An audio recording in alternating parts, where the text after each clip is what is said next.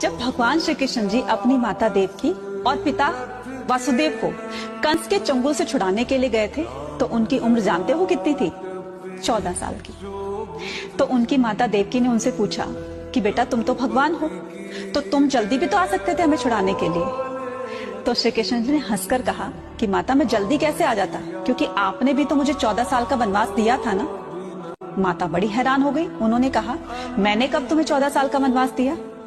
तब श्री कृष्ण जी ने कहा कि पिछले जन्म में मैं राम था और आप मेरी माता केकई थी। तो बड़ी हैरानी से पूछा तो फिर यशोदा जी कौन है? तो उन्होंने कहा माता यशोदा पिछले जन्म में मेरी माता कौशल्या थी, क्योंकि उन्होंने 14 साल तक अपने पुत्र का वियोग सहा था, इसलिए इस बार मैं 14 साल तक उनके साथ रहा और आपसे अलग रहा। कहने का मतलब ये कि इंसान चाहे हम किसी के साथ गलत कर रहे हैं और चाहे वो थोड़े दिनों की दुश्मनी हो या बहुत लंबे टाइम की दुश्मनी हो, लेकिन उसका परिणाम जो है न सिर्फ हमें इस जन्म में बल्कि आने वाले कई जन्मों तक हमें भुगतना पड़ता है। इसलिए याद रखिएगा, कर्म करो तो सही करो, अच्छी नियति के साथ करो। धन्यवाद।